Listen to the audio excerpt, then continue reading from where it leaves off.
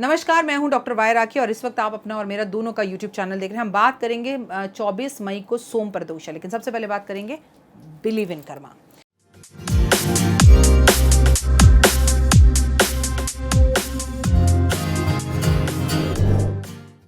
हाँ जी, कैसे हैं आप लोग? आप लोगों का स्वागत अभिनंदन करती हूँ। आपके पितरों को झुककर नमस्कार और प्रणाम करती हूँ और घर के सभी बड़े बुजुर्गों को चरण स्पर्श करती हूँ। आपको मेरी भी उम्र लग जाए, आप हमेशा खुश रहें, आपको कभी कोई तकलीफ और दुख ना आए। लेकिन दुख और तकलीफ यहाँ होते हैं, यहाँ इसे सेट कीजिए। सास ससुर ने घर से निकाल दिया, एक भी कॉल नहीं कर रहे हैं, आपको पूछ नहीं रहे, आपको डर लग रहा है, घबराहट हो रही है कि उन्हें क्यों मेरी याद नहीं आ रही, तो आप झुककर चले जाइए, आप बात कर लीजिए, अहम को छोड़ दीजिए। और अगर अभी आप उनसे दूर हैं तो आपकी भलाई के लिए ही दूर है। ताही विधि राखे राम, ताही विधि रहिए, सीताराम सीताराम सीताराम कहिए। तो एक बार जैसे राम जी रखना चाहते हैं वैसे रहकर तो देखिए, क्योंकि जो भी संसार के अंदर हो रहा है, ओए होए, वो आपकी भलाई के लिए हो रहा है। उसमें आपकी बुराई तो कभी हो ही नहीं सकती। बस थोड़ा सा राम पर आस्था और विश्वास रखिएगा। सोम प्रदोष यानी कि जो प्रदोष सोमवार वाले दिन पड़ता है उसे सोम प्रदोष कहते हैं। मैं आपको प्रदोष के बारे में लाखों बार बता चुकी हूँ, अभी फिर आपसे कहती हूँ, अगर आप प्रदोष का व्रत उठाना चाहते हैं तो 24 मई से सोमवार से सोम प्रदोष उठा सकते हैं। प्रदोष का मतलब होता है ये महीने में 2 बार आता है, शुक्ल पक्ष और कृष्ण पक्ष में। इसमें हम शिव शंकर की पूजा करते हैं, इसमें संध्या काल में उनकी पूजा होती है। लेकिन इसका कतई मतलब ये नहीं है कि आप उनकी पूजा सुबह नहीं करते। प्रदोष में भी हमें एकादशी की तरह सुबह जल्दी उठकर 4 बजे भगवान की पूजा करनी चाहिए। गंगा जल हाथ में पकड़कर हमें 1 साल के प्रदोष रखेंगे ऐसी कामना करके गंगा जल छोड़ देना चाहिए।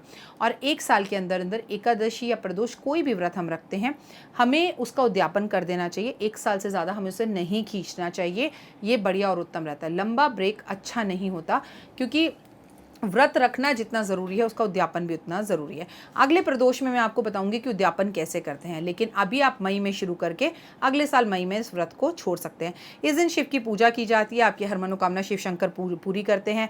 आज गाय को रोटी ज़रूर खिलाएं आप 24 मई को। और शिव शंकर की पूजा करने से आपको आपके पति का प्यार मिलता है, शनि की दशाओं में राहत मिलती है। मन अगर परेशान हो, अगर कहीं ना कहीं आपका मन बेचैन हो, तो आपको प्रदोष ज़रूर रखना चाहिए। सब प्रकार के संकट दूर होते हैं प्रदोष के व्रत रखने से। शिव चालीसा आपको जरूर पढ़नी चाहिए और शिव चालीसा की पुस्तकें बांटनी भी चाहिए। त्रयोदशी का जो ये व्रत है, ये हमेशा आपको रखकर दोपहर में सोना नहीं चाहिए, कलेश नहीं करना चाहिए, व्रत करके लड़ाई झगड़े नहीं करने चाहिए। माँ पार्वती इस व्रत को रखने से बेहद खुश होती हैं। शाम के समय पति पत्नी पार्वती और शिव दोनों की पूजा की जाती है। सोमवार का दिन जिस दिन पड़े प्रदोष में, उस दिन उस प्रदोष का महत्व बढ़ जाता है।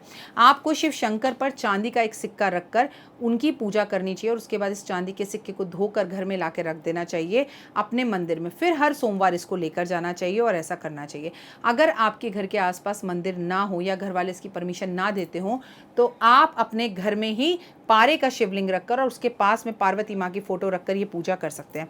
भगवान को प्रदोष वाले दिन गंगा जल जरूर अर्पण करना चाहिए। भगवान को प्रदोष वाले दिन मखाने की खीर का भोग जरूर लगाना चाहिए। सफ़ेद फूल अर्पण करने चाहिए, सुगंधित अगरबत्ती कपूर जलाना चाहिए। चावल शिवलिंग पर अर्पण जरूर करने चाहिए, भीगे हुए चावल शिवलिंग पर अर्पण कर उस दिन चावल त्याग देने चाहिए कि मैं प्रदोष के प्रदोष चावल नहीं खाऊंगी या करेला नहीं खाऊंगी, अपनी मनपसंद कोई भी एक चीज़। सुहागनों को श्रृंगार का सामान अर्पण करना चाहिए। और प्रदोष काल में जब आप शिव की पूजा करें तो कोशिश करें कि शिव की पूजा का महत्व और भी ज़्यादा बढ़ जाता है अगर आप साड़ी पहनकर करते हैं। मंदिर में घंटी ज़रूर बजानी चाहिए, शिवलिंग के पास खड़े होकर ताली भी ज़रूर बजानी चाहिए। पंडित जी को मान सम्मान प्रतिष्ठा आदर सहित उनका नमस्कार करना चाहिए, पैर छूने चाहिए और पंडित जी को कपड़े भी देने चाहिए। भोजन के लिए अगर प्रदोष के प्रदोष आप पंडित जी को घर बुला सकें तो उसका महत्व और भी ज़्यादा बढ़ जाता है। मैं हूँ आपके साथ आपकी अपनी डॉक्टर वाई राखी और इस वक्त आप मेरे साथ बात कर रहे हैं प्रदोष की। प्रदोष एक ऐसा व्रत है जो शिव शंकर का व्रत होता है। इसे महीने की शिवरात्रि भी कहा जाता है। प्रदोष के बारे में मैं आपको चमत्कारी वो उपाय बताऊंगी जो केवल सोम प्रदोष में ही किए जाते हैं। अभी तक मैं जो जनरल उपाय बता रही थी वो प्रदोष में किए जाते हैं। अब सोम प्रदोष की अगर मैं आपसे बात करूं, सोमवार वाले दिन जो प्रदोष पड़ता है उसमें तो लोगों का सोमवार का भी व्रत हो जाता है, प्रदोष का भी हो जाता है। सुबह भी वो लोग पूजा करते हैं कि मंदिर जाकर शिवलिंग पर दूध जल अर्पण किया। जिस तरह का वायरस देश में आया हुआ है, जिस तरह की हाहाकार हमारे देश में मचा हुआ है, जब भी कोई बहुत ज़्यादा तकलीफ में रहा उसने हमेशा शंकर भगवान की पूजा की है। बार बार लगातार हर बार पूरे 2 साल से मैं आपको कहती आ रही हूँ, काले तिल, दूध और पानी शिवलिंग पर स्टील के लोटे में मिलाकर अर्पण करने से लोटा आपका, तिल आपका, दूध आपका और पानी भी आपके घर का, आपको कभी कोई बीमारी छू नहीं सकती। टच ज़रूर कर जाएगी बट आपका बिगाड़ कुछ नहीं पाएगी अगर लगातार शिवलिंग पर ये कार्य किया जाए। आप कुछ करें ना करें, अगर आप प्रदोष का व्रत नहीं रखना चाहते तो नियमित रूप से आप 24 प्रदोष पढ़ेंगे साल के। इसमें रुद्राभिषेक करें।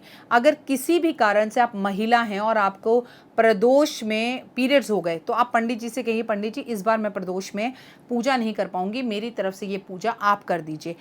24 प्रदोष लगातार अपने लिए महामृत्युंजय की पूजा करवाना या प्रदोष का रुद्राभिषेक करवाना तो आपका जीवन सच में बहुत खूबसूरत हो जाएगा। प्रदोष काल में पति से दूरियां बनानी चाहिए।